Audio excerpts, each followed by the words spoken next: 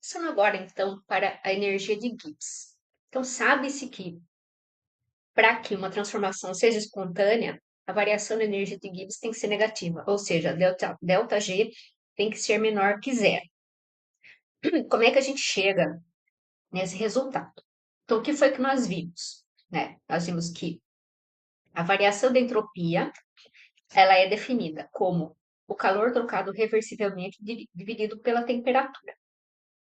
Existe outro, não vou dizer que é um postulado, né? Mas é uma proposição feita por um pesquisador chamado Clausius, chamada desigualdade de Clausius, que ele disse o seguinte, né? Para um sistema a pressão constante, certo? A variação para que uma transformação seja espontânea, a variação de entropia tem que ser maior ou igual ao calor trocado reversivelmente dividido pela temperatura. Então, ele, em vez da igualdade, ele colocou essa desigualdade aqui, porque aqui está incluído também o equilíbrio, quando a variação de entropia é igual a zero, ou ela é maior que, ou ela é positiva, tá? Então, a entropia tem que aumentar para ser espontânea. Como a gente viu, se o calor trocado reversivelmente, ele é igual à variação de entalpia, então a gente pode substituir dQ reversível aqui por dH. Aí a gente pode, se a gente trocar de posição, né, os termos que estão em cada lado da igualdade, da a desigualdade se inverte. Então, se ds é maior ou igual a dH sobre T, dH sobre T é menor ou igual a ds. Então, aqui eu passo o T multiplicando o ds, então eu fico com dH menor ou igual a TdS, e aí eu passo o TdS para cá, então eu obtenho dH menos T delta S, tem que ser menor ou igual a zero. E a gente chama essa diferença aqui, dH menos T delta S, de dG, né? Então, aqui, essa condição de que a energia de Gibbs, a variação da energia de Gibbs, tem que ser negativa para que a transformação seja espontânea, já está incluído aqui o que acontece com a vizinhança. Então, vamos ver. Como que isso aqui pode ser negativo? Se DH for negativo, então DH negativo contribui para ser espontâneo.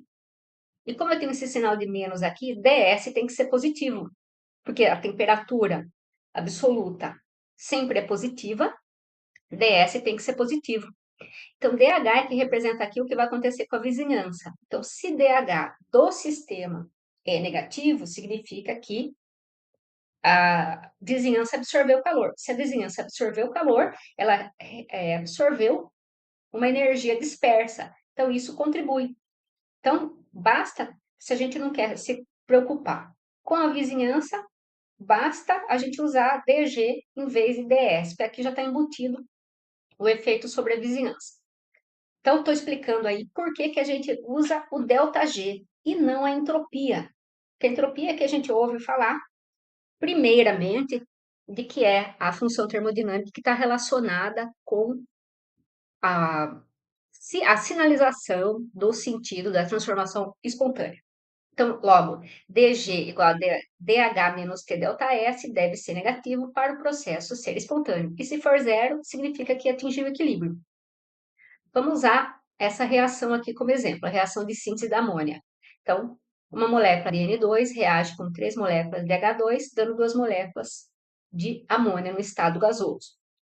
Se no início nós só temos os reagentes e a reação começa a ocorrer espontaneamente na direção de formar os produtos, ela começa espontânea, na direção direta. Mas conforme vai formando o produto, pode também ocorrer a reação inversa. Então, escrevi aqui a reação inversa, tá?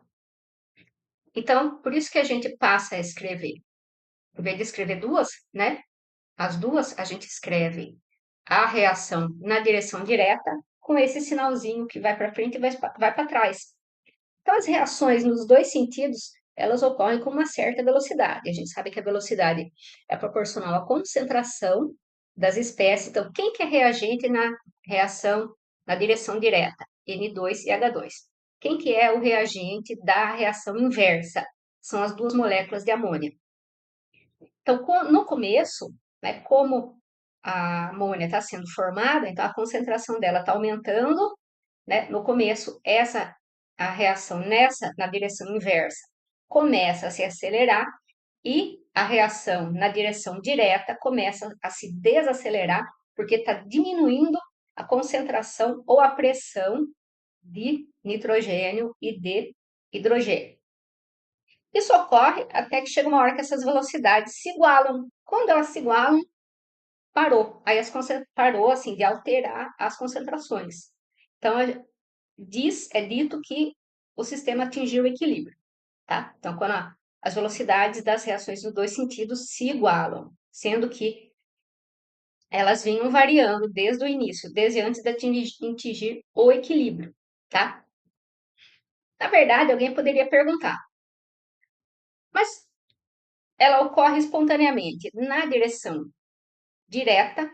Então, a direção inversa não seria espontânea. Como é que eu tenho, né, essa reação, a contribuição da reação no sentido inverso? Que, na verdade, o sistema reacional se comporta como uma mistura. Então, a cada instante, a gente vai calcular a energia de Gibbs total. Então, a energia de Gibbs total a cada instante é a soma da energia de Gibbs de cada uma das substâncias presentes, tá? E a energia de Gibbs, ela depende da quantidade de matéria, do número de moles das substâncias. Então, a energia de Gibbs, ela vai variando para os reagentes da maneira que vai se comportar. Ela se comporta de uma maneira distinta para cada espécie, né? Ela tem um decréscimo ou um aumento com uma inclinação maior, tá? Então, enquanto, né, as variações da energia de Gibbs total, é mais fácil olhar por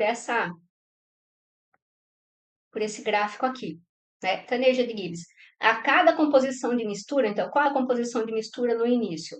Só tem reagentes e não tem produto.